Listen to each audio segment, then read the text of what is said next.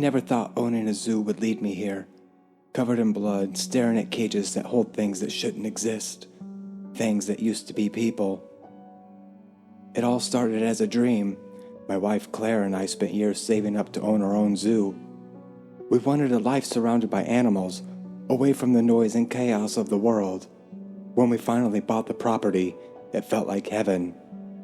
For 2 years, business was booming. Families came all over to see the lions, the giraffes, the tigers. We were happy. Then the Hendersons opened Wild Kingdom 5 miles down the road.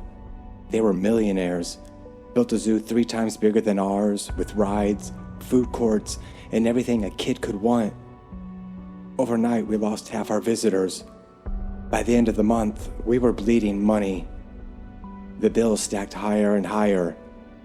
I saw the look in Claire's eyes every night at the dinner table, calculating, desperate. Then one night, she said something that made my stomach twist. What if we gave people something they've never seen before? Something no other zoo could offer? I laughed at first, but Claire didn't. She leaned in close. What if the exhibits weren't just animals, but something more? Something human? She was serious. Dead serious. Claire had been a surgeon before she quit to run the zoo with me. She knew anatomy, biology, how to cut and stitch.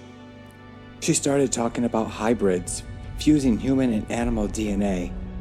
At first I thought she was joking, but the way her eyes gleamed, I realized she had been thinking about this for a long time.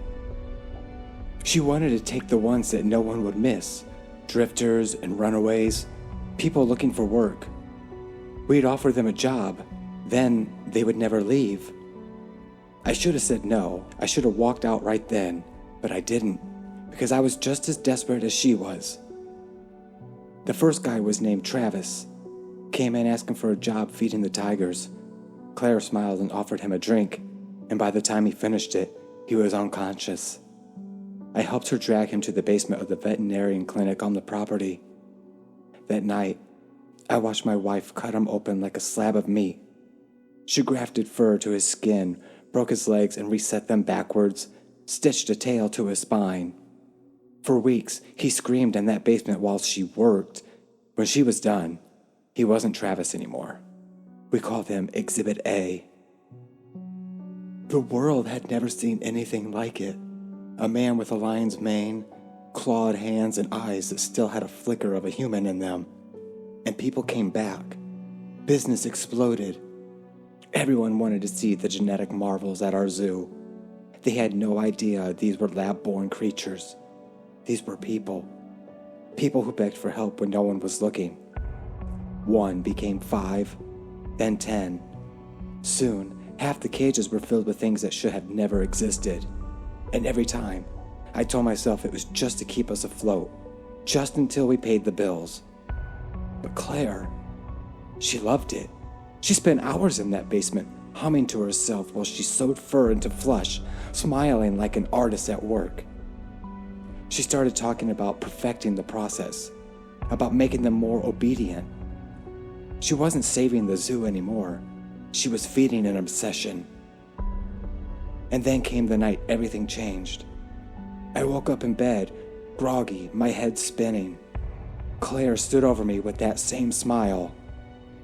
You've been holding me back, she whispered. You're weak. You hesitate. But I need someone strong, someone permanent. I tried to move, but my body wouldn't respond. She drugged me, my own wife. The last thing I saw before darkness swallowed me was the glint of her scalpel. When I woke up, I wasn't in our bed. I was in a cage. My arms? No. My legs felt wrong. My face itched like hell. I crawled to the water dish and saw my reflection. She had done it. She fucking did it. I told her over and over that she had a problem and that we were only doing this to be afloat. And now I'm stuck in this fucking cage as a fucking freak. All because of her fucking crazy obsession. My wife turned me into her masterpiece, a hulking fur-covered monster with twisted limbs and yellow eyes that weren't mine anymore. Well, congratulations, Claire, you fucking did it. Now every day people press their faces against glass and point like I'm an animal. And Claire comes down to the basement, strokes my matted fur and whispers, "You're the most beautiful thing I've ever made."